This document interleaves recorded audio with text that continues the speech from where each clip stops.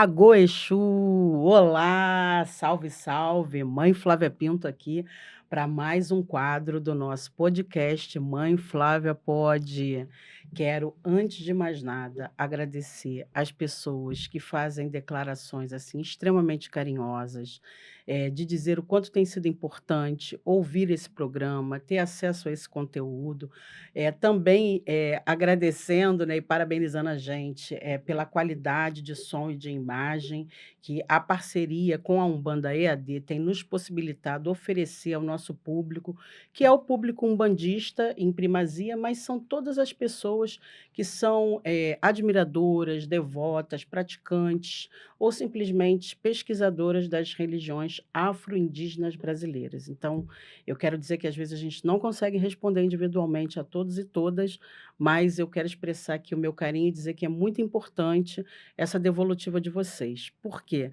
Dá muito trabalho fazer um programa desse, principalmente nós que não somos profissionais da comunicação, nós que não temos uma concessão pública de canal de televisão, nem de rádio. Então é um desafio muito grande, mas é um compromisso ancestral, perpetuar através da fala, da oralidade, usando todo esse recurso tecnológico, esse arcabouço tecnológico de Exu, de meu pai Ogum, de meu pai Oxóssi, para perpetuar a transmissão do conhecimento oral que salvou e salva as nossas vidas durante todo esse tempo de travessia do tráfico do transatlântico, né? Do tráfico dos nossos corpos, do continente africano para cá, e do genocídio e da invasão do território indígena, a partir da invasão eurocristã. Então, muito obrigada a todos e todas vocês. E, sem mais delongas, o nosso assunto de hoje é como saber se estou cumprindo o meu destino no Aie, na Terra. E para bater esse papo conosco aqui, ninguém mais, ninguém menos do que Júlia Dias. Dá um salve Benção, mãe. e Olá a todos. abençoe. Muito bom estar aqui sempre para trazer a voz dos ouvintes, né? As perguntas que as pessoas fazem pelo Instagram, pelos Axé. comentários do YouTube, porque é bacana ter essa devolutiva, né, para as pessoas. É. E a Júlia, gente, ela fala bacana, ela sabe que é bacana, mas ela, na verdade, adoraria que tivesse outras pessoas aqui para substituí-la. Mas eu acho que esse final da tua fala, Júlia, é muito importante, porque eu fiz menção a isso, a oralidade, em pensar que nós somos um povo que fomos proibidos de falar, que fomos amordaçados, que fomos escravizados e que, inclusive, uma das punições era cortar a nossa língua, né. E hoje a gente poder aqui, nós, 2 mulheres de axé, 2 mulheres preta, favelada, poder estar aqui falando, né, porque a fala sempre foi autorizada, a pessoa não negra, a pessoa branca. A pessoa negra não, a pessoa indígena também não. Então, é uma responsabilidade muito grande ter essa consciência, esse entendimento que a gente está falando por vozes silenciadas, vozes ancestrais silenciadas, né. Bom, então, sem mais delongas, entremos ao tema.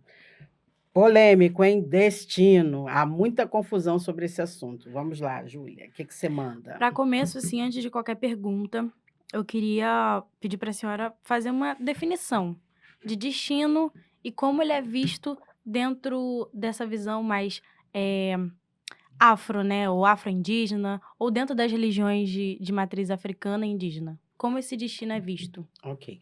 Eu vou ficar um pouco mais nas tradições, iorubá, porque a parte de destino eu não estudei muito a questão indígena, então eu não vou ficar devendo aqui, né, eu não vou saber falar tanto. Só posso dizer com muita tranquilidade que tem muita coisa em comum. Na visão indígena e na visão africana. Lembrando que indígenas são 3 continentes, né, América do Norte, Central e Sul, e África é um continente também. Então eu estou fazendo um recorte de território e de povo, né, de Uhum. etnia, que são os iorubás, que é o povo, a que eu estudo um pouco mais. Bom, então existe uma palavra chamada Odu, né, Odu significa destino. Ou seja, o que você veio fazer aqui na Terra, no Aie, tá, gente? Orum, céu, Aie, terra. Então, subentende-se que você, recebeu uma quantidade de energia sagrada para viver, ok? Como é que isso se dá? Naquele momento que você nasceu, onde você rompeu o portal de Onibodê, ou seja, o canal vaginal da sua mãe, e entrou no mundo, você saiu de uma respiração aquática, né, e se tornou uma pessoa, um ser vivente ou não, né. E o que que vai definir se você vive ou não? O ar, o ofurufú que entra dentro de você, aquele momento que a criança faz e chora, né, ou seja, ela expulsa a água do pulmão, né, e ela consegue então o oxigênio, sair da respiração aquática pra respiração terrena, e ela consegue vingar. Vingar para os mais novos é viver, né, uma palavra dos mais antigos. "Ah, a criança vingou, não vingou", vingar que significa viver, né. A gente está relatando isso, parece uma coisa óbvia, mas não é, tá. Existem muitas crianças que não vingam, que morrem, tá. E uma outra coisa que é muito importante da gente entender nesse momento do nascimento, é entender que para o povo iorubá existem 3 categorias de seres, 3 grupos, tá. Os vivos, os mortos e os não nascidos, tá. São 3 categorias, ok. Então, existe a pessoa viva, somos nós aqui, existem os mortos que estão aqui também, e existem os não nascidos. Então, o não nascido, ele é um espírito normalmente que ele ou morreu na gestação, ou ele foi abortado, ou pode ser esse espírito que nasceu, mas ele não vingou. Então, não nascido, porque nascimento significa você veio à vida, então é não nascido. E essa categoria de espíritos, eles costumam, dar muito trabalho, tá, para gente, para seres humanos, porque eles normalmente ficam presos aos seus ascendentes, aos seus descendentes e vão interferir no destino. E aí a gente vai chegar lá. Então, esses 3 grupos, né, de, mortos, vivos e não nascidos, eles normalmente vão experimentar momentos diferentes da fase, do destino de um agrupamento familiar, tá. Uma outra coisa para a gente entender destino. Para os iorubás, existe o seu idilé, a sua família espiritual. E a sua família espiritual, ela tem uma função terrena. Ela veio todo mundo para ser conhecedor da área da medicina, conhecedores da área da comunicação. Por isso que não é incomum você ver a família da área da comunicação, família de pessoas religiosas, famílias de ferreiros. Por mais que a modernidade tirou um pouco isso, mas ainda você percebe um traço de aptidão natural, de uma vocação profissional, de uma habilidade de conhecimentos, da costura, do artesanato, do cabeleireiro, da cabeleireira dentro da mesma família, né. E esse idilé, esse seu agrupamento familiar, né, que muitas pessoas também um pouco confundem e chamam com Ebé-Orum, mas eu não vou entrar nessa questão agora, mas para facilitar o conhecimento pode ser são equivalentes realmente. Esse grupo familiar, ele já existe há muito tempo. E nós somos reencarnacionistas, os iorubás são reencarnacionistas, eles entendem o seguinte, que o teu Oriapele, ele quando ele é bom, quando você tem bom caráter, quando você valoriza a sua vida, você terá direito a renascer. E se você fez bom uso da sua vida, você vai ter inclusive o privilégio de renascer na mesma família. Se aquela família foi boa para você, você pode ser recebido de novo. Por isso que a gente não é a favor do aborto. Tá? Porque pode ser um grande ancestral voltando. "Ah, mãe Flávia, então não somos a favor do aborto, então somos a favor da violência contra a mulher". Não, não somos a favor da violência contra a mulher, tá? O debate do aborto é um outro debate, a gente pode fazer outro dia. A gente só está dizendo que existem questões humanas, como, por exemplo, a gente ter que administrar a violência terrena no mundo agora, que não era uma questão de antigamente.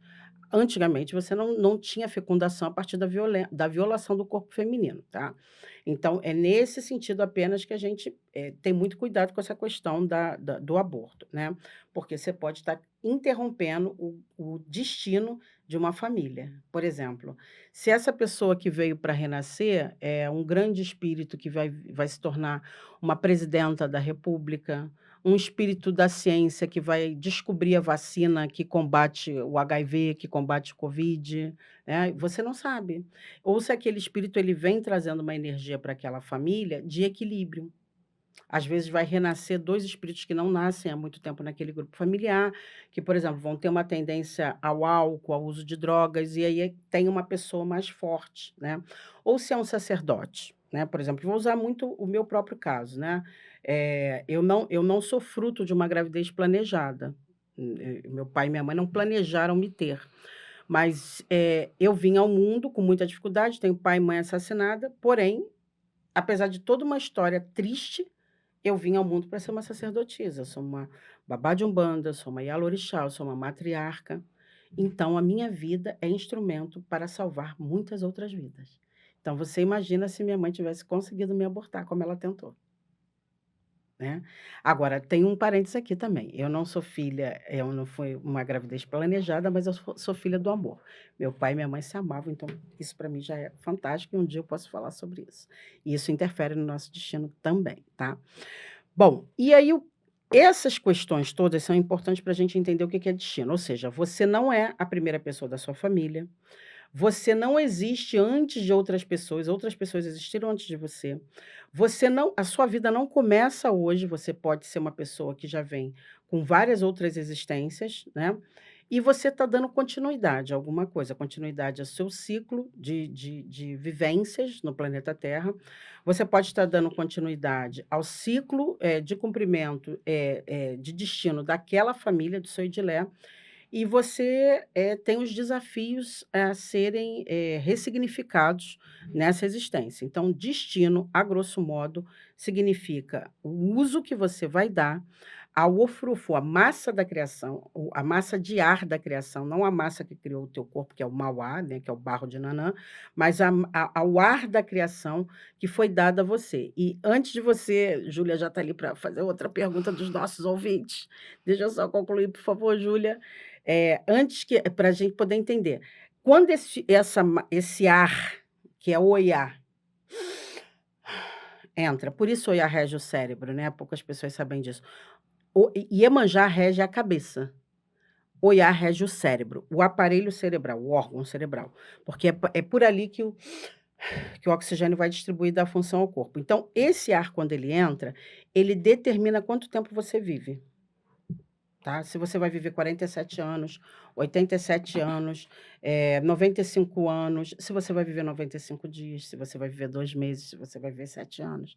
E isso tem a ver com o seu destino, tá? Então, a gente veio preparado para viver um tempo. E isso já é o seu próprio destino, ou seja, esse tempo foi programado para que você tivesse condições de fazer tudo dentro desse tempo.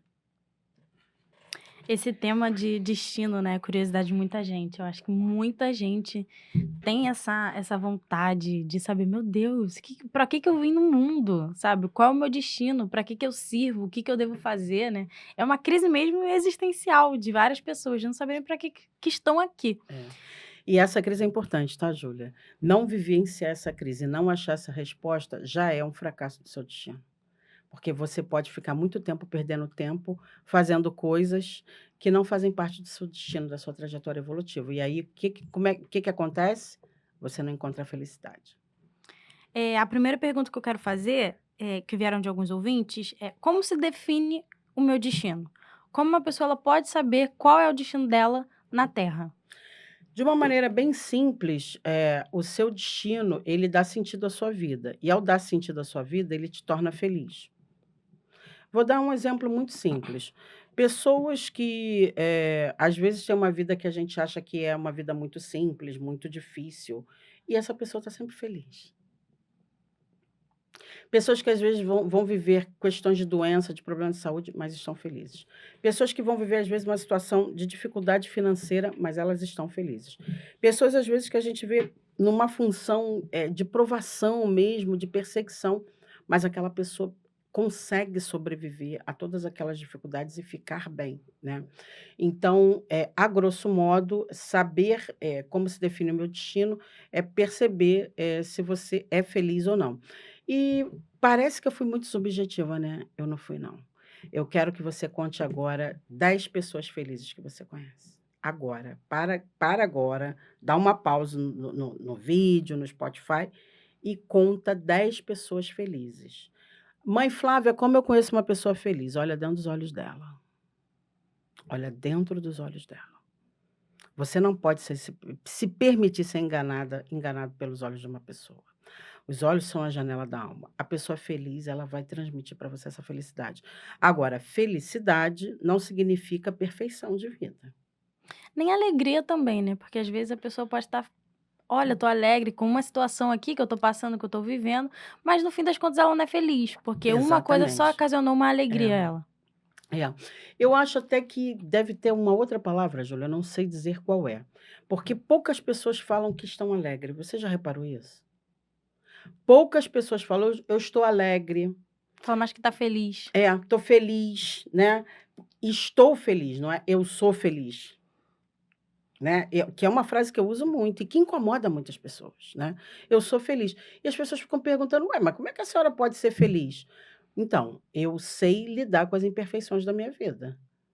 Nada na minha vida é perfeita. Agora, eu também não faço parte de um grupo de pessoas que ao meu ponto de vista, têm ficado sensíveis demais também, sabe. Porque é uma onda de um pensamento aí, de uma psicologia moderna, que você precisa de muita coisa para ser feliz. Tudo tem que ser perfeito. Tudo tem um problema. O teu pai tem um problema, tua mãe tem um problema, seu relacionamento tem um problema, seu chefe tem um problema, ora bolas.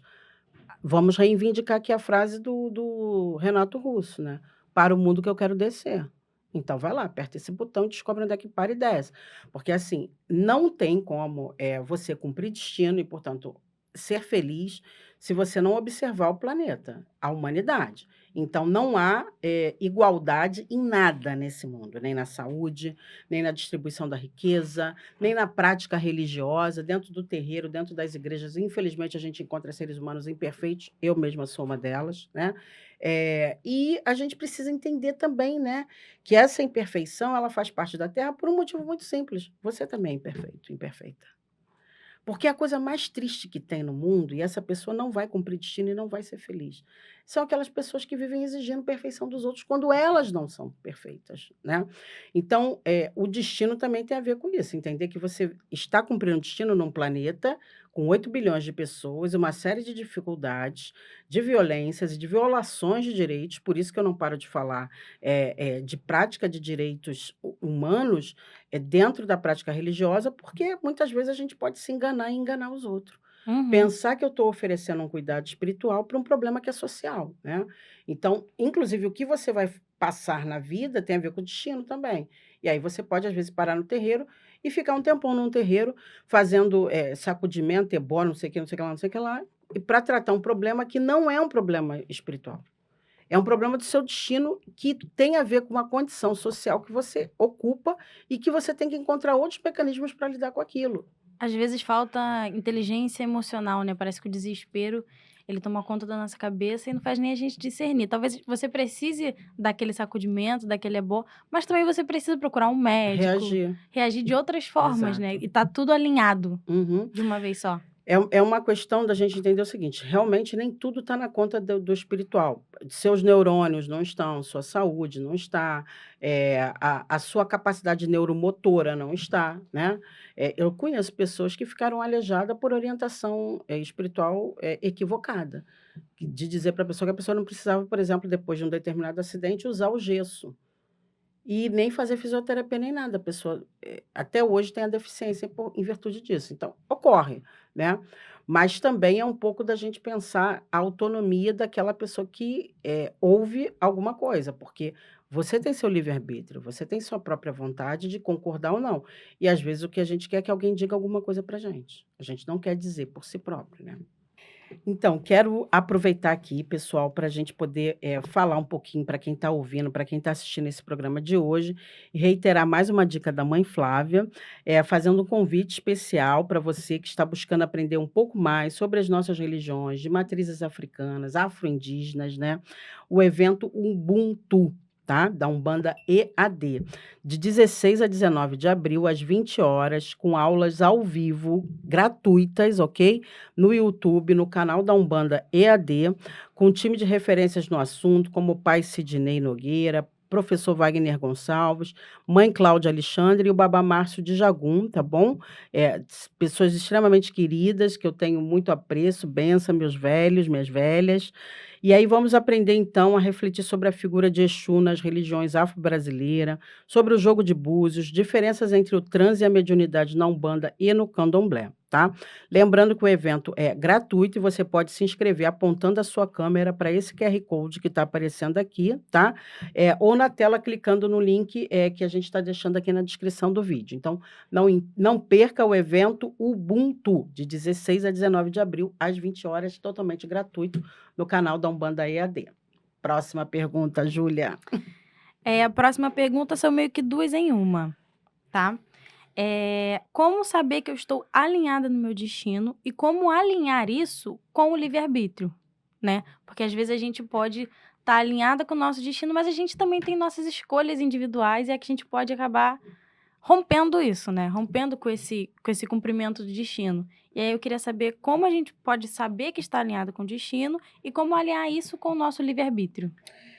A gente vive uma grande ilusão, né? O Ocidente criou uma grande ilusão, os pensamentos eurocristãos criaram uma grande ilusão. Eu vou dar um exemplo, para não parecer que eu estou muito subjetiva.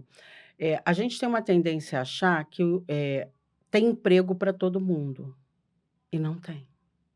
O sistema capitalista, ele não oferece emprego para todo mundo.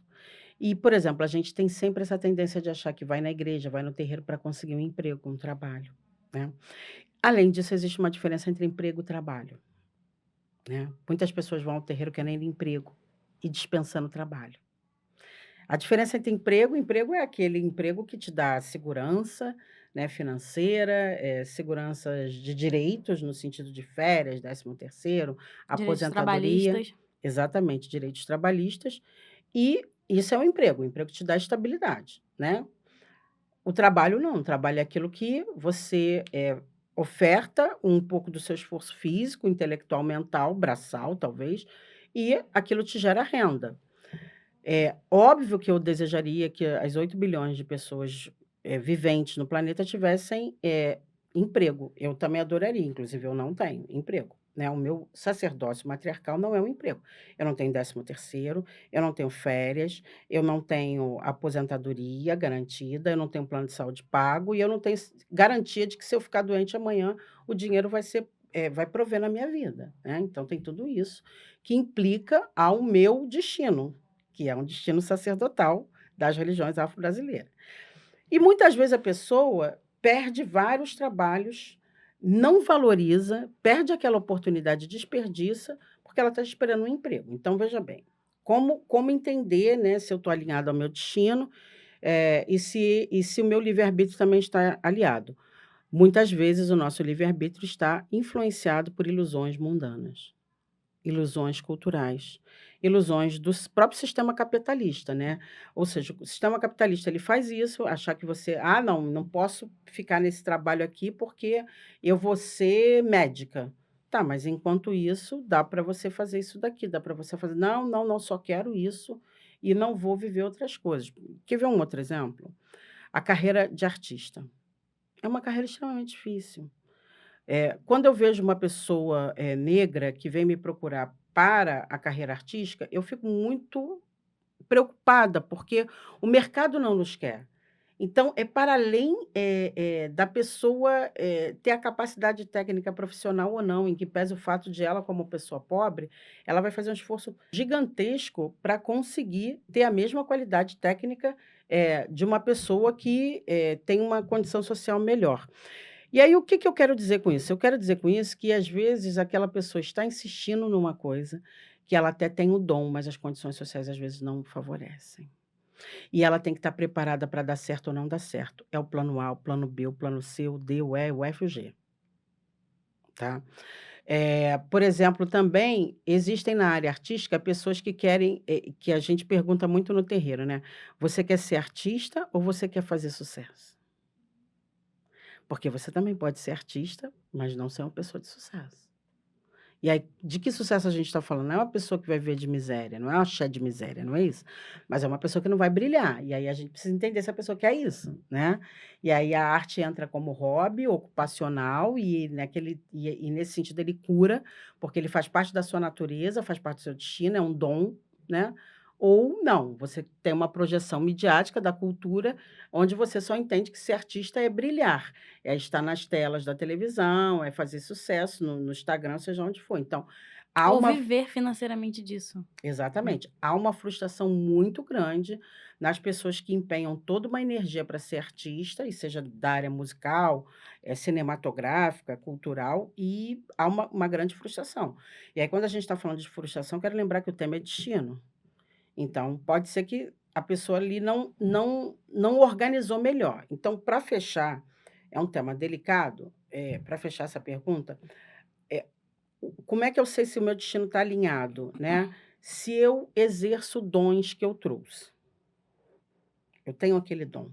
Você não pode se trancar numa sala de aula com 20, 30 crianças se você não tiver dom para aquilo. Você também não pode, por exemplo, trabalhar no sistema penitenciário se você não tiver dom para aquilo. Você também não pode ser um salva-vidas e entrar num lugar pegando fogo se você não tiver dom para aquilo. Você também não pode pegar o mar, entrar mar adentro e salvar uma pessoa do oceano. Eu acho aquilo incrível. Eu não tenho capacidade nenhuma. Habilidade zero. Não sei nem nadar. Não. Toda vez que eu vejo um herói, uma heroína salvando uma pessoa, eu falo, gente, isso é dadivoso demais, né? Assim como as professoras, principalmente de escola pública, gente, ficar ali com aquelas crianças e tudo, em péssimas condições de trabalho, mal remunerada. Então, tem que entender que se era o dom, se não era. E quando é o dom, aquela professora, ela, apesar das dificuldades todas, ela vai ter uma alegria, ela vai ter uma felicidade. Então, veja bem, é perceber se eu uso meus dons. E as pessoas que nem sabem os seus dons? Aí, nesse sentido, entra a parte espiritual, que pode ajudar e muito, né? Quando você está frequentando um terreiro, quando você se cuida espiritualmente, você vai tirar o quê? As mazelas, os ajoguns, os agés, que são a parte negativa. Você vai tirar o quê? A maldição de família, a resma da sua família, que essa resma vai até você até a 7ª geração. Então, você pode ser a 7ª geração de uma resma, entende? E aí vai limpar o teu campo, áureo, o teu campo magnético, o teu corpo astral, a tua ori nu, a sua cabeça interna, né, e vai possibilitar que você ande menos pesada, menos pesado. Às vezes a gente não vive um tempo na vida andando pesado assim, parece que a gente está carregando o mundo nas costas. Às vezes você está carregando o mundo nas costas. E aí você tem que parir esse peso, soltar ele de você. E às vezes sozinha a gente não dá conta. E aí é nesse sentido que muitas pessoas conseguem, então, depois de um sacudimento, de um ebó, de um amaci, de um passe, de frequentar um terreiro, porque aí tem isso, a frequência, tá? Às vezes, fui lá, fiz um negócio e resolveu. Nem sempre. Porque às vezes você está limpando uma resma de negatividade, uma maldição de família, de 7 gerações. Meu amor, um único ebó não dá conta disso. Eu até vi esses dias um post engraçado no Twitter de uma pessoa falando assim, né? Uma pessoa de axé. Passou a validade do meu bori. Meu Deus, o que que eu vou fazer da vida? Não, na nossa casa eu falo sobre isso. Aham, Você eu me não senti lembra? super representada. Eu falei, quando a gente entende que algumas coisas têm validade. Exato. Não sei se você lembra no Amaci seu, eu Uhum. falo, você pode falar espontaneamente, não vou mandar cortar não, hein? Você lembra? Eu lembro que a primeira vez, foi o primeiro trabalho, ainda não era, né, sua filha de santo. A senhora falou assim: olha só, isso vai ter validade. Isso aqui eu dou 6 meses, daqui a 6 meses tu vai voltar. Exatamente, gente. Todo mundo que já tomou Amaci lá em casa, ou Bori, sabe disso, eu falo. Eu faço questão de falar, até para não me chamar de mentirosa depois, tá?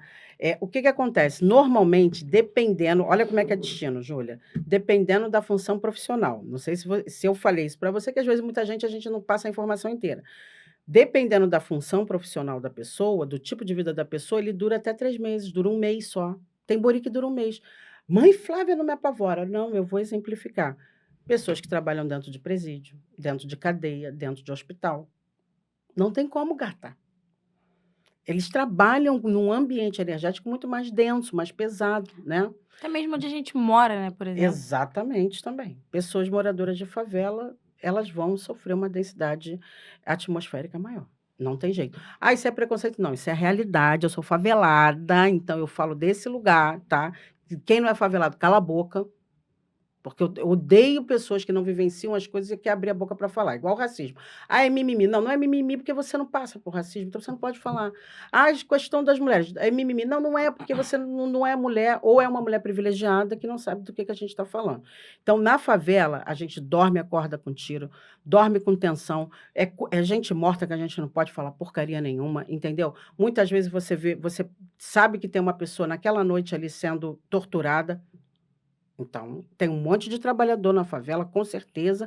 Nós somos 2 pessoas faveladas aqui, mas é um ambiente de tensão. Você vive numa faixa de guerra a vida inteira. Então, você ouvindo aquela tensão o tempo todo, vai invadindo, vai invadir, a polícia matou, entrou, e ladrão passando por dentro da tua casa, aquilo te adoece. Então, o teu campo energético vai ficar mais pesado. Então, tem isso também, tá? Policiais vão passar por isso também. Política, gente, quem lida com política, a gente que é da política também. É um ambiente extremamente pesado, cheio de cobre, cascavel, que todo mundo quer cortar uma cabeça do outro. Então, o pessoal da política vive mal. Artistas, pessoas do meio artístico, dos bastidores e as públicas, tá? Às vezes você pega um set de filmagem, está todo mundo doente. Por quê? Dada a densidade daquele ambiente ali e até da cena ou do conteúdo energético que aquele filme, ou aquela novela, ou aquela peça, ou aquela música está transmitindo. Eu já acompanhei, espiritualmente, um clipe até de um grupo, famoso, né, que foi inclusive usou uma parte da Casa do Perdão e que a gente teve que, trabalhar muito para o clipe sair, né, porque a mensagem do clipe era uma mensagem, era um rap, então ele tinha uma mensagem pesada e quase que as coisas não saem, então os aparelhos quebravam e tudo mais. Então, veja bem, o bori, o amaci, o sacudimento, o ebó, o obi, tudo isso tem um tempo. A feitura não, a feitura ela tem um tempo maior. A feitura de umbanda para umbanda que faz, lá em casa a gente faz, com amaci, com edé vegetal, ou seja, sangue vegetal, e está tudo bem com sangue vegetal, sabemos trabalhar muito bem. Agora, a feitura do candomblé vai trabalhar com outros elementos e o tempo é maior, né. Aí aquele ouvinte que mandou a pergunta: "Ah, e o bori feitura?". Não sei do que se trata.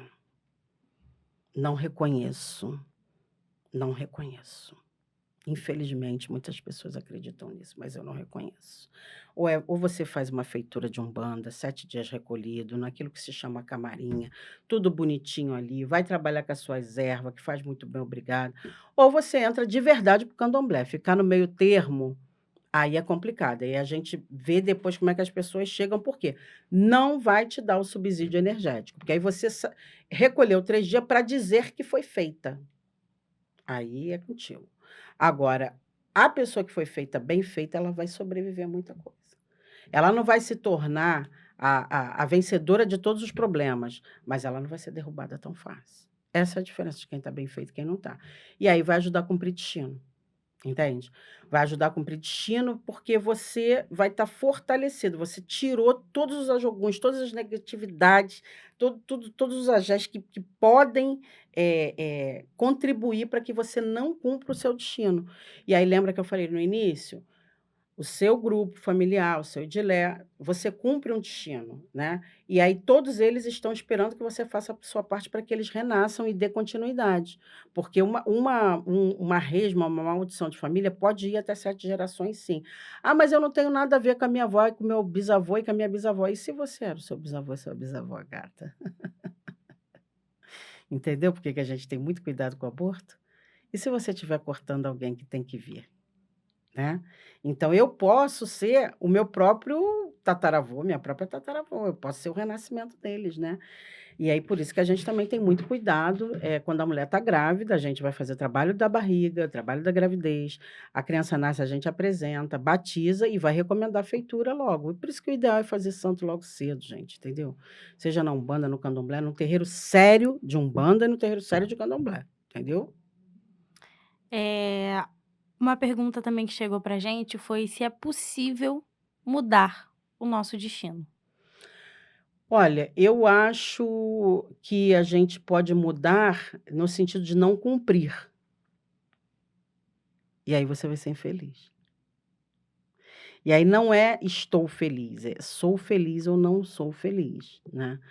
Eh, eu vou dizer uma coisa para vocês, gente, a felicidade ela é a maior e a melhor resposta de destino cumprido, né, é a maior, a melhor resposta. Porque eu conheço pessoas muito simples, muito humildes, né, e eu aprendo muito com essas pessoas. Eu já conheci uma pessoa em situação de rua que ela era muito feliz.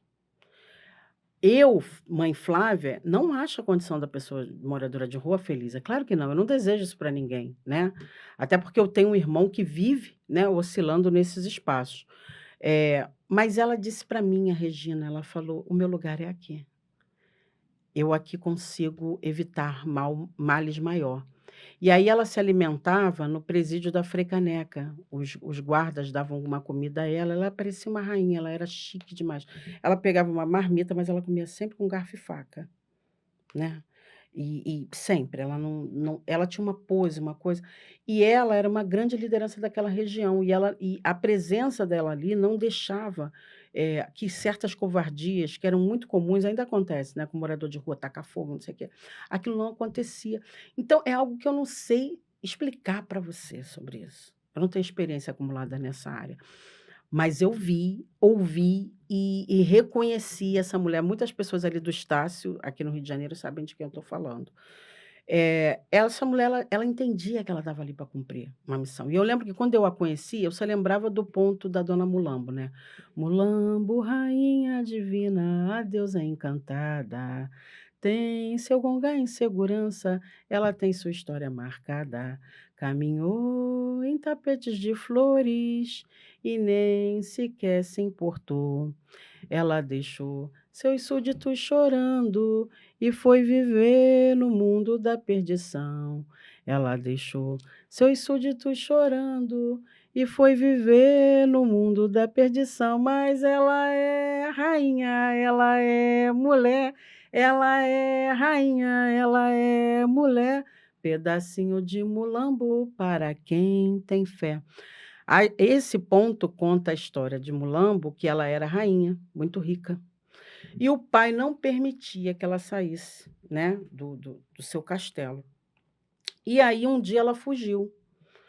E quando ela se enamorou de uma pessoa e fugiu. Quando ela se enamorou, que ela rompeu os muros dessa aldeia dela, né, que a gente fala de castelo, mas não é castelo nos moldes europeus não, tá, gente. Tem vários filmes iorubás aí na Netflix, por favor assistam, para entender melhor. E aí quando ela saiu, ela viu a miséria, ela vivia na luxúria, ela viu a miséria do povo dela.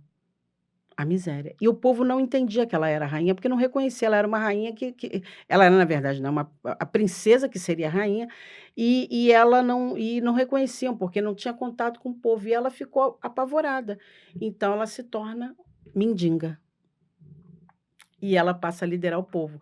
Só que o que que acontece? Ela se torna uma moradora de rua com muitas habilidades, que na condição de princesa, ela aprendeu a estudar, aprendeu a coser, aprendeu a fazer coxa de retalho, tanto que muitas mulambos usam saia de retalho.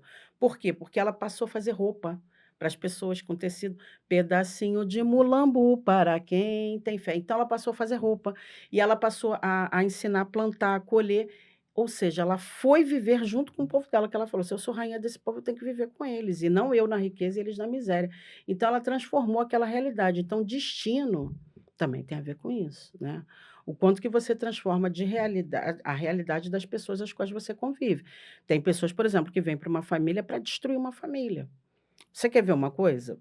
Aí vão me odiar, porque: "Ah, mãe Flávia, a senhora é sincera demais".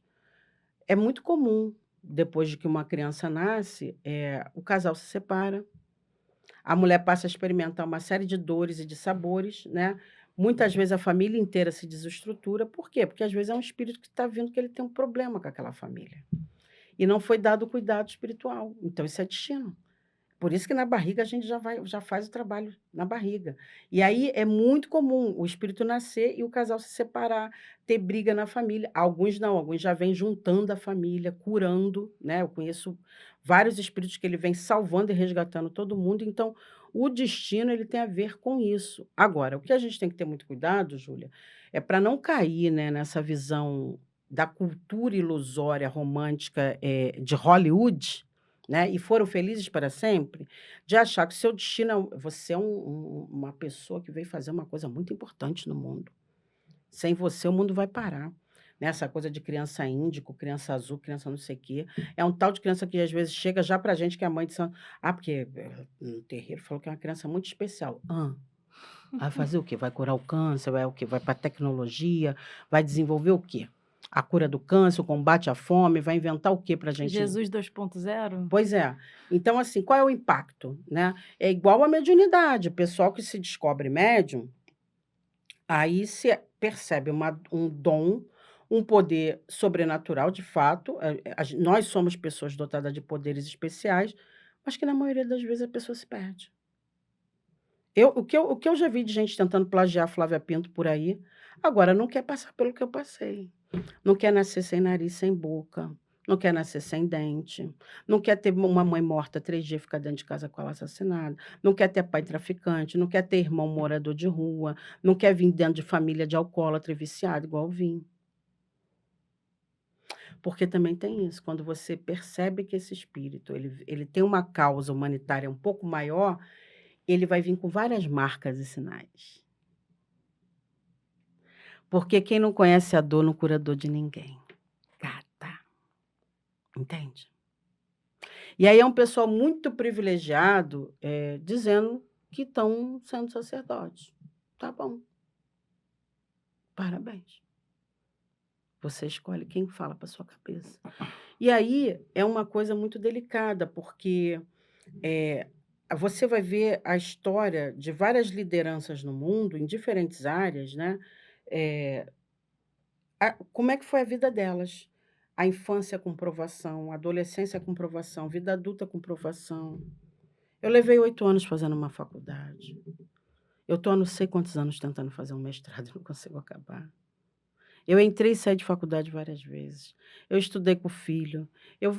Eu amamentei na sala de aula com as coleguinhas patricinha da PUC me olhando com cara de nojo. Eu andava no trem, andava de ônibus, uma série de perrengues, né. E assim como vejo outras pessoas, outros sacerdotes, sacerdotisas, que foram preparados e preparados na vida para poder sentar e poder ensinar. Hoje em dia a gente vê o pessoal, está com 3 anos, está abrindo casa de santo, recebeu a entidade do perequetê, do caracoquê, do carabumbê. Está lá. Ensinando o quê? A sua vida já tem que me dizer sobre você.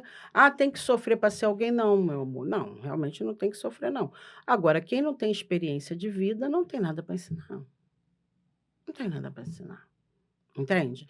E aí, a gente precisa ler um pouquinho mais de biografias, sabe. Eu falo muito isso, inclusive para os meus 3 filhos, né, eu falo: "Ó", eu meio que forço eles a fazerem isso, né. Eu quero que vocês sempre estejam estudando biografias de pessoas que vieram realmente causar algum impacto na sociedade, e ver se essas pessoas passaram pelo que a mamãe passa: ingratidão, perseguição, injúria, intriga, difamação. Incompreensão da população que me cerca. O tempo todo eu passo por isso. Só que meus filhos não podem adoecer com isso, porque senão eles vão entender o quê? Não, ser mãe de santo é péssimo, porque para mim não é legal. E aí eles estudam, estão sempre desde em criança, estuda pequenas biografias e eu estou sempre apresentando biografias, porque eu, quando não estou bem, eu vou ler alguma biografia de alguém que eu admiro. Eu falo: "Caramba, fulano passou", e leio também de quem eu não admiro, tá, gente. Inclusive 2 biografias que eu aprendi muito, de Napoleão Bonaparte e do Pelé, por exemplo, que não são 2 pessoas exatamente que eu referencio, mas que me ensinaram muitas coisas também. E aí, por que que eu estou falando isso? Porque a gente tem visto uma palhaçada de um monte de gente dizendo que é pai e mãe de santo por aí. E que não tem história para contar, não tem força, não tem força emocional para poder doar a ninguém, você só doa aquilo que você tem. Você só dá paz a alguém se você tiver paz. Você só dá felicidade a alguém se você tiver felicidade. Você só dá axé se você tiver axé. Você só dá sabedoria se você for sábio. E aí a pessoa que não foi experimentado com certas coisas na vida, não desenvolveu sabedoria. Você quer ver uma coisa? É um tal de pai de santo, mãe de santo, que chega às vezes até para mim mesmo. Ah, porque eu sou pai, sou mãe, porque falaram que eu sou. Aí eu falo, queria saber se a senhora confirma, você está preparado para lidar com a ingratidão? Ah, não. Então, você não é pai de santo, então não é o seu destino. Você já imaginou, por exemplo, se Mandela, ao lidar com a ingratidão humana, deixasse de ser Mandela? Não dá. Você já pensou se mãe, Beata de Iemanjá, se mãe meninazinha, do Cantoá, menininha do Cantoá, perdão, deixasse de praticar o sacerdócio, se Olga Dalaqueto deixasse de praticar por conta da ingratidão, não seriam quem são e, portanto, não salvariam a quantidade de vidas, né. E um espírito, gente, para a gente saber quando a gente tem grandes missões no mundo, existem gradientes diferentes. E um desses gradientes, que são os mais fortes, são espíritos que vão vir ao mundo e a vida deles vai ter impacto de projeção intercontinental, internacional, né, que não é o meu caso e não é o caso de muitas mães de santos. Mas essas pessoas, elas vão ter um impacto internacional. Gandhi, Mandela, Madre Teresa de Calcutá, Teresa de Ávila, Francisco de Assis, Jesus, e várias outras lideranças que escreveram o nome na história, né. O próprio presidente Lula, ele acabou com a fome em grande parte do país. "Mãe Flávia, a senhora está fazendo política?" Eu sou política, mas também sou socióloga, entendeu? Então isso é um dado. A despeito da sua concordância, eu estou dizendo de um dado que é uma das pessoas que mais combateram a fome no mundo nos últimos 20 anos foi o presidente Lula. Ele tirou milhares e milhares de brasileiros da linha extrema da miséria. O nome dele está escrito na história. Ele vai morrer, o nome ficou. Se a pessoa que está criticando, se batendo na cadeira, não é possível que ela está falando do Lula. O problema é teu nome não está escrito na história, entende? Vai correr atrás para que seu nome fique escrito na história. E aí tem gente que quer brilhar tanto, principalmente dentro da religião, e vai morrer e vai passar invisível. Agora, existem pessoas que não, que o nome está escrito na história. E você não faz força para isso, né? Agora, no entanto, Jesus foi chamado de ladrão. Jesus foi chamado de 7-1. Jesus foi crucificado, meu amor, chamado de tirano, de mentiroso. Trancaram Mandela 30 anos na cadeia. Martin Luther King foi morto, sabe por quê? Porque ele era um homem antirracista que dialogava com brancos. E porque ele dizia o seguinte, na autobiografia dele, que inclusive é um dos melhores livros que eu mais amo na minha vida. Ele dizia: "Não adianta eu falar de racismo para preto, não é o preto que vai me discriminar, é o branco. Então é o branco que eu tenho que falar sobre racismo, porque é o branco que me ataca". E aí é ele que cunha esse termo. A gente tem que captar e tornar brancos aliados. E o fato de você tornar um branco aliado não quer dizer que ele tomou consciência racial ali, que ele deixou de ser racista, não. Porque culturalmente, às vezes, ele é racista há 20, 30 anos, mas você vai desconstruindo o racismo na cabeça daquela pessoa. Senão a gente se fecha numa bolha. É igual nós mulheres, a gente vai falar de machismo para quem? Para nós mulheres, entre nós, nossos encontros é o quê? Só mulheres. Aí as mulheres como eu, que conseguem falar para alguns homens, aí a gente é criticada, e aí quer ficar aquela bolha de mulheres falando para mulheres. Não é o foco, né. Então, esses espíritos que vieram, desenvolver a humanidade, eles vão ter impacto na história, né, vão escrever nome na história da humanidade. E numa linha, baixando, são 33 gradientes, quem leu o meu primeiro livro, Umbanda, a Religião Brasileira, sabe que eu falo sobre isso, né, o guia Umbanda, a Religião Brasileira, Guia para Leigos e Iniciantes. Iniciantes. A gente vai pegar o quê? Os sacerdotes. Os sacerdotes sérios de qualquer religião. E aí, nesse momento, eu não estou falando de Umbanda e Candomblé. Até porque Umbanda e Candomblé são religiões modernas que existem no Brasil, inventado, né, invadido pelos portugueses. A gente está falando, por exemplo, de religiões ciganas, judias, muçulmanas, hindus. Esses sacerdotes, essas sacerdotisas, eles vão ter um poder de impactar uma comunidade, ou às vezes uma nação, um território. É o pajé, é a pajé. É a Yanifá, o babalaô, né. É a liderança do quilombo, é uma grande sacerdotisa, são pessoas que vão alcançar 200, 300, 400, 500 cabeças, 10.000 cabeças, entende? Quando a gente está falando aqui, para quantas pessoas a gente fala? Poucas. Quando você vê a televisão que tem um padre Marcelo, quantas pessoas ele alcança? Quando você vê um pastor com um canal de televisão, alcança muito mais, né?